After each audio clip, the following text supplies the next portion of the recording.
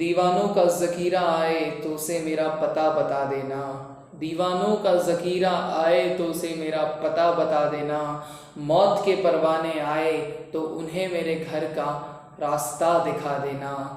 मौत के दीवाने आए तो उन्हें मेरे घर का रास्ता दिखा देना।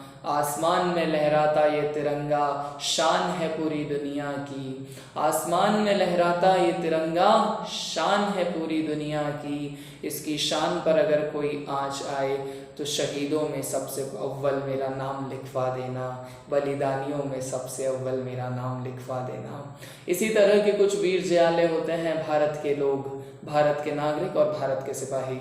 नमस्कार, मेरा नाम है युवराज सिंह ठाकुर और मैं आपको वेलकम कर रहा हूँ आपके अपने यूट्यूब चैनल युवराज सिंह ठाकुर में।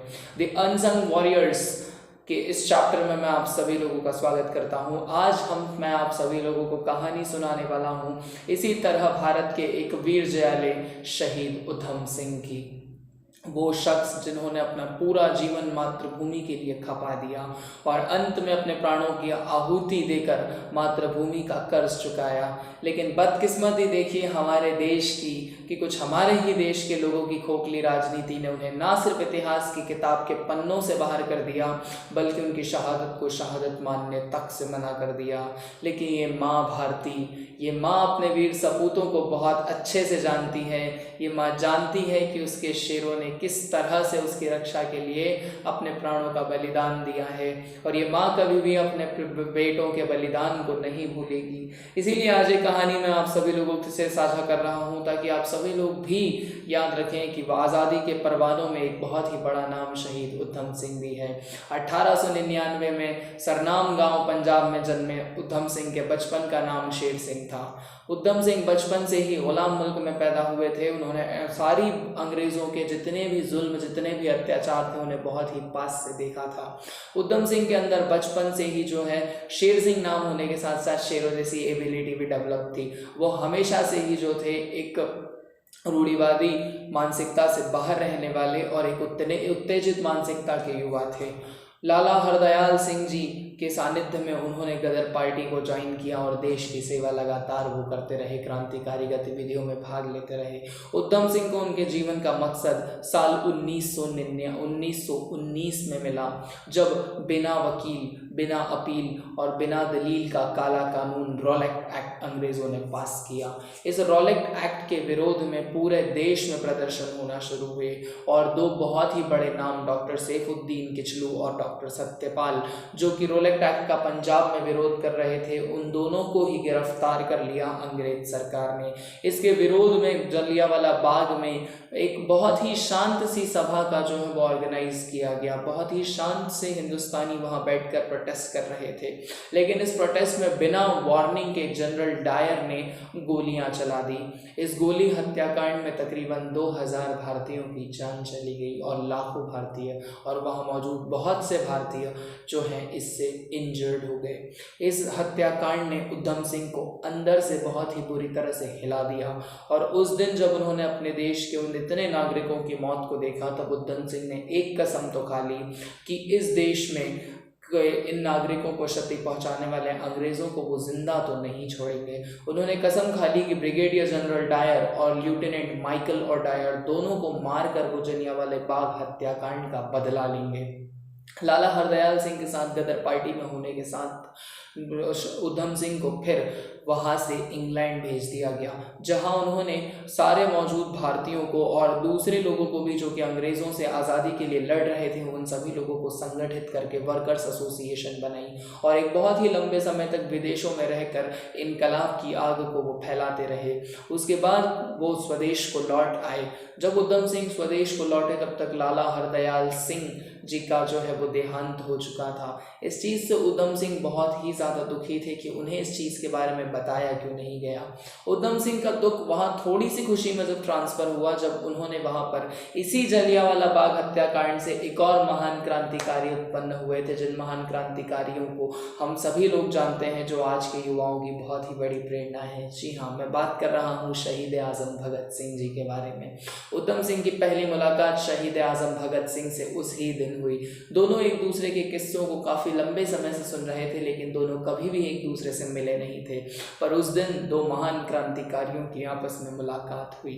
दोनों साथ में काफ़ी समय तक रहे। दोनों ने एक दूसरे से अपने एक्सपीरियंसेस को बहुत ही अच्छी तरीके से शेयर किया।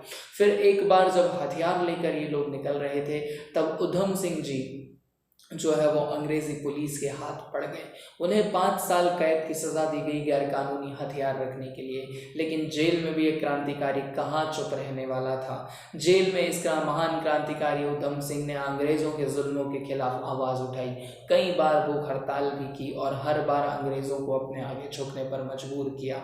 जेल में भी पूरी तरह से शेरे हिंद की तरह रहे उधम सिंह। और फिर एक दिन वो दिन आया जब भूख हड़ताल के लिए उधम सिंह को अंग्रेज़ों ने बहुत ही बुरी तरह से मारना शुरू किया। मार मार कर उधम सिंह जी को अधमरा कर दिया गया। उनके शरीर पर इतने घाव थे कि उनके शरीर की चमड़ी तक नहीं दिख रही थी। 3 दिन तक उधम सिंह बेहोश रहे। लेकिन इसी दरमियान जेल में एक बार फिर भगत सिंह की एंट्री हुई। इस बार भगत सिंह जो है वो असेंबली हॉल में बॉम्ब फेंकने के बाद अपने आप को गिरफ्तारी देकर उसी जेल में आए थे जिस जेल में उधम सिंह बंद थे। भगत सिंह ने जेल में आते ही उधम सिंह को मोटिवेट किया और उधम सिंह एक बार फिर अपने पैरों पर खड़े हो गए। एक बार फिर इन दो महान क्रांतिकारियों भगत सिंह और उधम सिंह की आपस में भेंट हुई। भगत सिंह का केस उस वक्त तक अदालत में चल रहा था। भगत सिंह, सुखदेव और राजगुरु को जो है फांसी की सज़ा दे दी गई थी और 23 मार्च 1931 को इन तीनों को ही जो है वो फांसी पर लटका दिया गया। ये कहानी हम सभी लोग जानते हैं। उनकी फांसी के 2 महीने के बाद ही उधम सिंह जो है उन्हें जेल से रिहा कर दिया गया। उसके बाद गदर पार्टी का नेतृत्व करते हुए उधम सिंह सीधे आयरलैंड को चले गए और आयरलैंड में उधम सिंह को एक नया नाम मिला। अभी तक उधम सिंह का बर्थ का नाम शेर सिंह था और जब उन्होंने गदर पार्टी को ज्वाइन किया था तब लाला हरदयाल सिंह ने उनका नाम उदय सिंह रखा था। लेकिन जब वो आयरलैंड गए तो उन्होंने फिर अपना नाम फिर से बदल लिया और अब उन्होंने अपना नाम राम मोहम्मद सिंह आज़ाद रखा। इनके नाम में ही बहुत ही ज़्यादा कशिश थी। राम जो कि हिंदू धर्म को डिपिक्ट करते हैं, मोहम्मद जो कि इस्लाम को डिपिक्ट करते हैं और लगा हुआ सिंह जो है वो सिखिज्म को डिपिक्ट करता है। यानी कि उनका कहना ऐसा था कि हिंदू, मुस्लिम और सिख आपस में मिलकर अंग्रेज़ों से आज़ाद होंगे, इसीलिए उन्होंने अपना नाम राम मोहम्मद सिंह आज़ाद रखा। आयरलैंड में भी अंग्रेज़ों के अत्याचार इसी तरह के थे। जिस तरह का जलियांवाला बाग हत्याकांड उन्होंने हिंदुस्तान में देखा था, वैसा ही आयरलैंड के फेमस अम्यूज़मेंट पार्क में भी उन्होंने अंग्रेज़ों की गोलियों को देखा। आयरीन नाम की एक आयरलैंड की वर्कर्स एसोसिएशन पार्टी की मेंबर ने उधम सिंह को वहाँ पर जो है वो आयरलैंड के जलियांवाला बाग से फैमिलियर कराया। उस जलियांवाला बाग हत्याकांड को देखकर उधम सिंह का क्रोध और भी ज़्यादा बढ़ गया। आयरलैंड में इंडियन वर्कर्स एसोसिएशन के साथ काम करते करते उधम सिंह को एक बार पता चला कि माइकल ओडायर यानी कि जलियांवाला बाग हत्याकांड में पंजाब के गवर्नर रहे माइकल ओडायर लंदन में हैं और वो लंदन में एक सभा को संबोधित करने वाले हैं। फिर क्या था, जैसे कि प्यासे को कुआं मिल गया हो और एक राही को अपनी मंजिल मिल गई हो। उधम सिंह ने बस वही सोच लिया था कि माइकल ओडायर को मारकर वो जलियांवाला बाग हत्याकांड का बदला ज़रूर लेंगे। उधम सिंह ने उस वक्त अपनी किताब के अंदर एक बहुत ही अच्छे तरीके से अपनी पिस्तौल को छुपाया। अंग्रेज़ी वेशभूषा धारण करके लंदन के वो उस हॉल में पहुंच गए जहां पर माइकल ओडायर अपनी जलियांवाला बाग हत्याकांड पर बहुत ही इतरा कर स्पीच दे रहे थे। जब माइकल ओडायर ने कहा कि अगर उन्हें ज़िंदगी में फिर से मौका मिला तो वो जलियांवाला बाग हत्याकांड को वापस दोहराएंगे अफ्रीका में, तब उधम सिंह ने वहाँ उन्हें रोक दिया और कहा कि सर माइकल ओडायर, वो दिन तुम्हारे जीते जी अब कभी भी नहीं आएगा। उन्होंने पिस्तौल निकाली और माइकल ओडायर की छाती में 3 गोलियां दाग दी। हिंदुस्तानी वीर सपूत की 3 गोलियों से माइकल ओडायर की मौके पर ही मौत हो गई। उसके बाद क्या था, अपने जीवन का मकसद पूरा करने के बाद उधम सिंह ने अपने आप को पुलिस के हवाले कर दिया। जब उधम सिंह से पुलिस ने उनका नाम पूछा तब उन्होंने बहुत ही गर्व के साथ अपना नाम राम मोहम्मद सिंह आज़ाद बताया। तब वहाँ मौजूद अंग्रेज़ी ऑफिसर्स ने उनकी बात मानने से मना कर दिया और कहा कि एक साथ उनका नाम राम मोहम्मद सिंह आज़ाद आखिर कैसे हो सकता है। उन्होंने उन्हें पागल घोषित करने की पूरी तैयारी कर ली, लेकिन उधम सिंह ने अदालत के सामने इस चीज़ को कबूल किया कि उनका मानसिक संतुलन पूरी तरह से ठीक है और जनरल माइकल ओडायर को मारना जो है वो उन्होंने बहुत ही सोच समझ कर कदम उठाया है और माइकल ओडायर के प्राण लिए हैं। उनकी इस बात को सुनकर अदालत ने उन्हें सजाए मौत दे दी। लेकिन अब उधम सिंह के जीवन में वो होने वाला था जिसकी उम्मीद उधम सिंह ने कभी भी नहीं की थी। माँ भारती का वो वीर सपूत जिसने माँ भारती की रक्षा के लिए अपने प्राणों तक की परवाह नहीं की, उस वीर सपूत क्यों उसकी शहादत से पहले हमारे ही देश की खोखली राजनीति ने मार डाला। उधम सिंह जिन्हें मौत तक से डर नहीं था, वो उस दिन सहम गए जिस दिन उन्हें ये पता चला कि भैया हमारे ही देश के मोहनदास करमचंद गांधी जिन्हें महात्मा गांधी और पंडित जवाहरलाल नेहरू ने माइकल ओडायर की मौत के ऊपर शोक जताया और उधम सिंह को देशद्रोही, गद्दार और एक सनकी इंसान कहा। उन्होंने उन्हें क्रांतिकारी मानने से तक मना कर दिया और ये कहा कि एक सनकी की वजह से भारत की राजनीति में किसी भी तरह का कोई भी फर्क नहीं पड़ना चाहिए। सूली पर चढ़ने से पहले ही उधम सिंह वहाँ पर मर गए और इन्हीं दोनों लोगों के इस स्टेटमेंट का नतीजा है कि आज तक इतिहास की किताबों में उधम सिंह का जो नाम है वो गायब है।